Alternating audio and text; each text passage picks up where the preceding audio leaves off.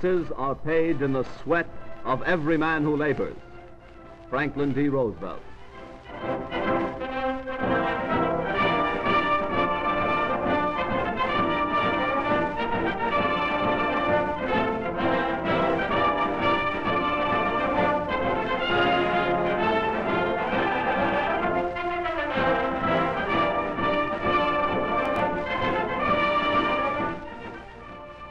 Every worker in the country, farmers, bank presidents, streetcar conductors, dentists, teachers, clerks, mechanics, even unskilled laborers, work 3 months of every year to pay for what government spends.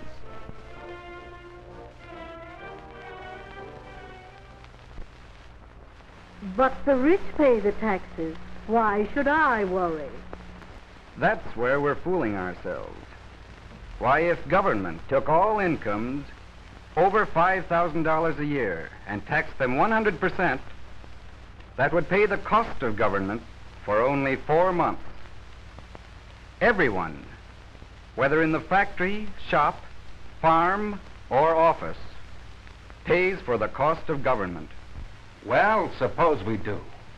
But I am willing to pay taxes to provide national defense for my country, to see that we have an army, a navy, and airplanes strong enough to protect us against any invaders. Every American agrees that our country's defenses must be so strong that no nation would dare attack us. We don't want what has happened in Europe to happen here. Let us not forget the lesson taught by Europe's agony. We all know that England and France tried the easy way, that France under Premier Léon Blum had a New Deal similar to our New Deal, and that today the French people have paid in blood and sorrow the price for that fatal experiment. Every thinking, patriotic American favors this country building up its national defenses at once. That job has been delayed far too long by the experimenters in Washington. No one today disputes the need for a powerful Army, Navy, and Air Force for our national defense, for these taxes are willingly paid. But our money has not been spent during the last 7 years for national defense. In the last 7 years, the New Deal has spent the breathtaking sum of $58 billion.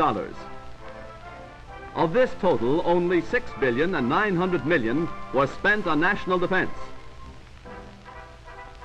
So-called defense taxes now being imposed are not sufficient to meet the ordinary deficit, much less defray the cost of past, present, or future defense.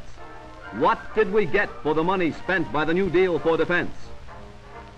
Ranking officers of the Army have told Congress, in effect, that our national defenses are woefully inadequate, that we lack automatic rifles for our infantry, that we need tanks and anti-aircraft guns, that few of our airplanes are modern in the light of the lessons taught during the European War. Money spent on the visionary Passamaquoddy project for the harnessing of the tides would have bought guns and tanks, which we now need so badly. The Florida Ship Canal, another wasteful boondoggling failure, into which the New Deal has squandered more millions instead of spending money for necessary additions to our national defense. The abandoned canal is now just a big mosquito breeding ditch, the costliest hole ever dug. Billions scattered in all directions except to improve our Army, Navy, and Air Force. New agencies, new departments, new bureaus, more and more job holders to run these agencies. In the last 7 years, the number of civil employees of the federal government has increased by almost 400,000, and increased double the size of our regular Army, and many of them receiving salaries far above that paid to the average man and woman in this country. The chief task of this great army of job holders has been to figure out ways and means to spend more and more of your money. Greater spending, greater debts, increasing taxes. Already the national debt is at record high. In 1917, our debt was not much more than the amount we now pay in annual interest. In the wake of the World War, the national debt rose to $26 billion. Then the enormous total is reduced. Slowly it moves downward and prosperity blankets the nation. Machinery whirls, railroads rush carload after carload from producer to consumer. Despite honest efforts for recovery, depression increases the national debt. The national debt rises. 1933, 22 billion, and up it goes. Down go employment and earnings. 1937, the mounting debt has its impact on our struggle to recover from the Depression. Factories close, unemployment, unrest. But the debt continues soaring, up to 40 billion, to 45, and now on its way to $49 billion.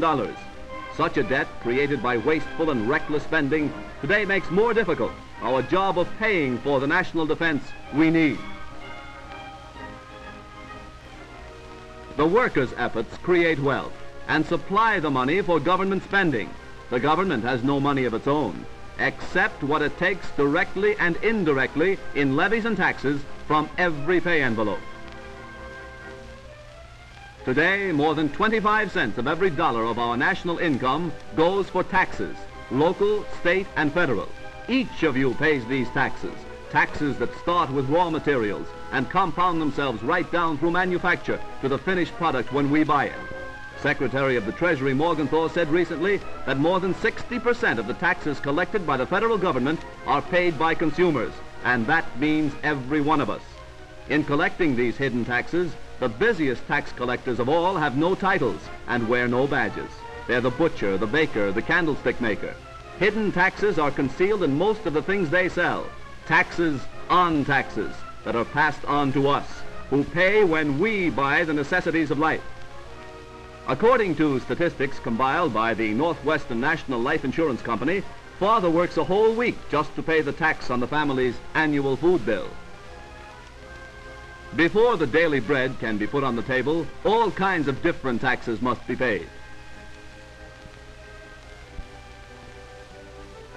Every product, every service that makes for comfort and pleasure in the daily life of the American family is taxed in many ways.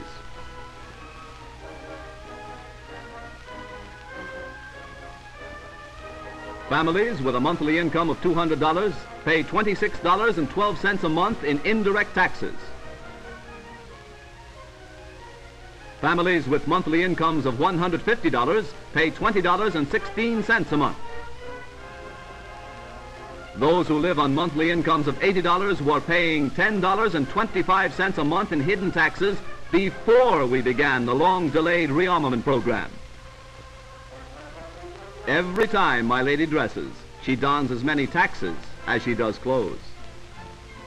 When we relax and seek pleasure and entertainment, Mr. Taxes always joins us, and we must pay for him too.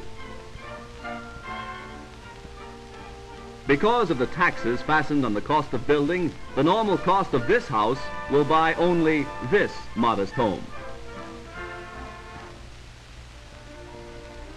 Automobile owners now pay some $400 million a year in taxes on the cars they drive, taxes that must be paid before the wheels turn.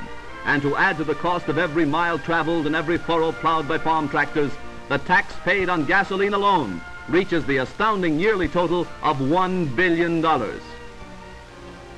All who drive are drafted into another army of taxpayers. Those who have jobs are footing all these various government bills. Only what is left can be used for the needs and savings of the worker's family. You are taxed to pay the salaries of men like this bureaucrat, symbolic of the mailed fist of centralized bureaucracy that knocks at democracy's door demanding a third term here, rampant in the totalitarian nations of the old world, plunging Europe into war, subjugation of the courts, purges of independent legislators, perpetuation of the executive in office, regimentation, war. It must not happen here. But liberty survives only for those who are wise enough and strong enough to preserve it. Let us rid ourselves of our New Deal failure before it's too late. Let us end wasteful spending and return to the good old American sanity and economy. All Americans must unite to stop the New Deal with its lust for power to perpetuate itself in office for another 4 years.